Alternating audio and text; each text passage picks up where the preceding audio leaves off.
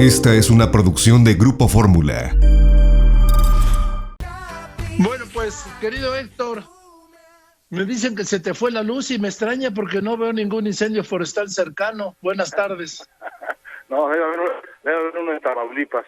Y ayer, ayer había habido otro en Sinaloa, porque ayer se fue la luz 4 horas. Ahorita nada más llevamos media hora, pero por desgracia fue justo la media hora el que iba a entrar por Zoom a conversar. Bueno, pero ya estamos aquí, el doctor Héctor Aguilar Camín, escritor, historiador, periodista, director de la revista Nexos, en su sección de los jueves. Te escucho, Héctor, ¿cómo estás? Muy bien, la verdad, con una mirada curiosa e inquieta sobre lo que hemos visto en las últimas 2 semanas o así, respecto de la relación de este gobierno y su proyecto de cambio con la ley, estas instancias en relación con el Poder Judicial. Hemos visto, pues, noche y día un poco, Joaquín, en el sentido de que, por un lado, pues hemos visto una alianza política muy clara del presidente con el presidente de la Suprema Corte de Justicia, camino pues, a una arbitrariedad que es ampliar el tiempo de mandato al presidente de la Suprema Corte, pues con muy malos augurios respecto de la constitucionalidad y respecto de la aquiescencia, del silencio, de la ambigüedad con que el presidente de la Suprema Corte ha manejado este problema. Y por otra parte hemos visto jueces pararse muy claramente, digamos, del lado de la ley en cuestiones muy claves como los amparos concedidos a los quejosos de la ley eléctrica o del decreto que se CNED. Oye, Héctor, tengo muy mala la línea. Tengo muy mal, yo creo que también es por efectos de la luz. Se conota cortado, hueco, lejano. Déjame volverte a marcar, ¿sí? Sí, claro. Te recupero, querido Héctor Aguilar Camín. Estabas hablando de estas 2 semanas de luces y oscuridades en el Poder Judicial, sobre todo en la relación entre el presidente, el jefe del Ejecutivo y el Poder Judicial. Pues sí, Joaquín, como que los temas de la legalidad y de los jueces han pasado al primer plano de la vida política, de la noticia política. Primero en esta alianza del presidente de la Suprema Corte con el presidente de la República, pues obsequiándole su voluntad de que haya la ampliación del periodo del presidente de la Suprema Corte mediante pues una maniobra a todas luces inconstitucional, pero ante la cual el presidente de la Suprema Corte ha decidido guardar un prudente silencio o una prudente ambigüedad. Y esa es una parte de lo que hemos visto. Pero la otra parte que hemos visto jueces fallar con independencia, bajo amago, bajo presión del propio presidente y de su gobierno. Y es el caso de los jueces que fallaron a favor de los amparos de quienes se amparaban contra la ley o de la industria eléctrica, y también ha sido el caso de los jueces que fallaron en favor del INE, en el sentido del criterio del INE, bajando las candidaturas de Salgado y de Mourón, y sobre todo estableciendo, digamos, los criterios del INE para tratar de evitar la anomalía que hay hoy de unas mayorías constitucionales, de unas mayorías en la Cámara de Diputados que son inconstitucionales porque violan el límite de representación, no solamente de sobrerepresentación que dice la Constitución.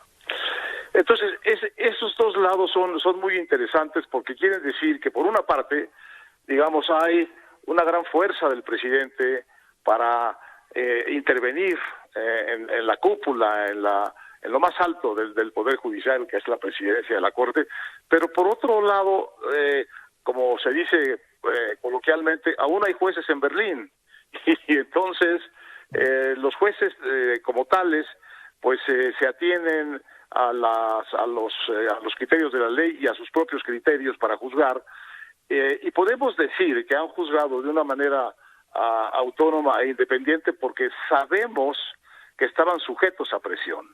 Era una presión pública, no era una cosa que se estuviera diciendo ahí en los corrillos, sino que el presidente en sus conferencias mañaneras increpaba por un lado y exhortaba por el otro a los jueces para que fueran en el sentido de la voluntad del presidente y de la voluntad de su partido, tanto en el ámbito de la cuestión eléctrica como en el ámbito de la cuestión electoral. Y sí me parece digno de ser subrayado que uno de los límites que ha encontrado en estas 2 o 3 semanas últimas el presidente de la República, que camina con tanta rapidez hacia la falta de contrapesos, es el contrapeso de la ley y de los jueces. No me parece un asunto menor, al contrario, me parece un asunto tremendamente significativo, Joaquín, que en un país al final de tan débil compromiso como cultura política con la legalidad y con el Estado de Derecho, aparezcan estos jueces y de una manera pública y clara emitan su criterio contrario, abiertamente contrario al que plantea el presidente, no porque quieran estar en oposición del presidente, sino porque ese es el resultado de su juicio como jueces respecto de la materia que están juzgando. El que me parece que está fuera de lugar aquí presionando a los jueces es el presidente, de manera que el que está realmente actuando como una oposición a los jueces es el presidente. De manera que me parece digno de subrayar este hecho, porque quizá no necesitamos mucho más que eso, Joaquín, más que jueces sólidos, jueces independientes, jueces autónomos, para evitar lo que parece ser, digamos, el rumbo menos deseable que puede tener este gobierno, que es pues irse quedando con todo y que acabemos en una especie como de autocracia o de un gobierno todopoderoso al que no se puede desafiar y cuya voluntad se impone en todos los órdenes.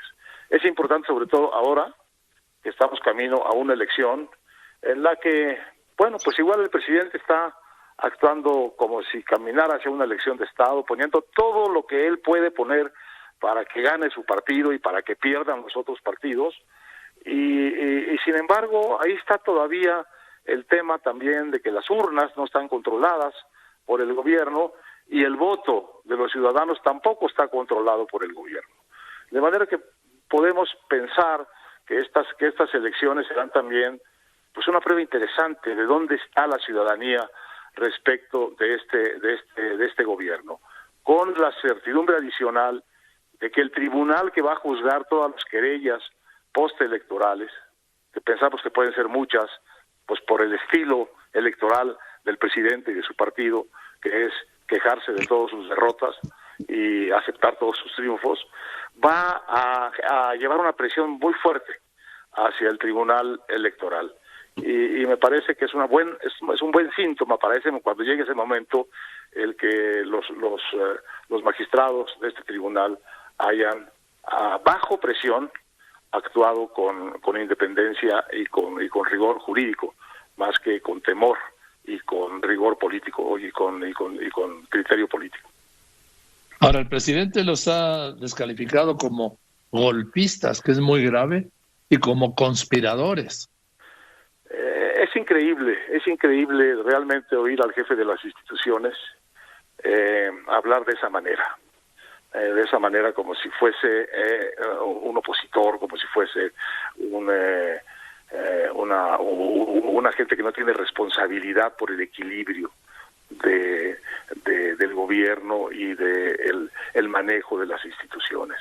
Hay muchos caminos para un presidente para corregir las instituciones que no le parezcan bien o que necesiten corrección.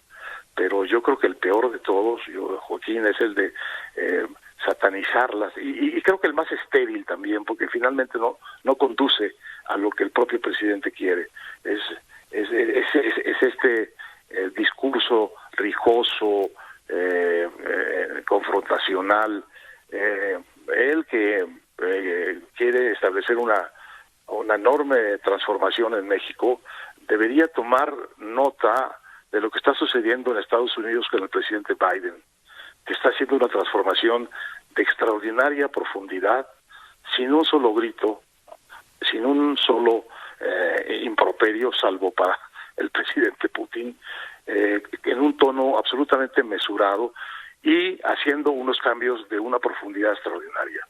Ahí hay una transformación real de un presidente que no le grita a la historia, no trata a gritos a la historia y maneja esa posición transformadora con una suavidad política que realmente ya empezamos a echar de menos aquí en este país muy seriamente, porque si alguna cosa había rescatable, si alguna, en la cultura política del PRI, era la mesura, si tú quieres la hipocresía, los modales, si tú quieres la hipocresía, el tono institucional, si tú quieres la hipocresía de las maneras priistas y panistas también.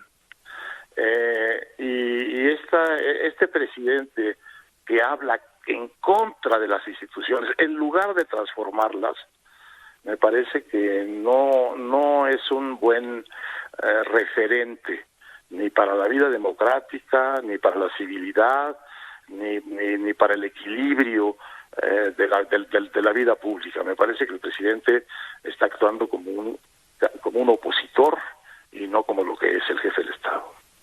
Y otra cosa más, si quiero apuntar, doctor Héctor Aguilar Camín, la actitud de Claudia Sheinbaum se ha subido a todos los conflictos del presidente contra el INE, contra el Tribunal Electoral, ha descalificado a los consejeros, ha descalificado a los magistrados del Tribunal Electoral. Y yo creo que estamos hablando de una jefa de gobierno de la Ciudad de México, hablando de un tema partidista de dos candidatos, uno en Guerrero y otro en Michoacán. Pero es para seguirle la línea al presidente. Y violando la ley, porque están impedidos por ley para eso. Por cierto, una ley que está así y que impide a las autoridades meterse o hablar, digamos, partidariamente, porque por las quejas del propio López Obrador en el año 2006, que esa prohibición no existía. Esa prohibición que hoy le molesta tanto al presidente no existía en 2006. De eso abusó un poco el presidente, el entonces presidente Fox, y de eso se quejó mucho el candidato derrotado López Obrador. Y fue por eso que establecieron esta cosa, pues un poco absurda, que es prohibirle a un presidente que hable de política, Joaquín, durante los tiempos de elecciones. Lo que hay que es que ponerle límites de que no use los recursos públicos para favorecer a su partido, como lo hacía el PRI. Pero es imposible que un político no hable de política. Es un absurdo. Bueno, ese absurdo, esa camisa de fuerza, estuvo diseñada por el propio López Obrador y fue su presión la que llevó a eso. ¡Cállate, chachalaca! En revancha, pues de los excesos discursivos del entonces presidente Fox.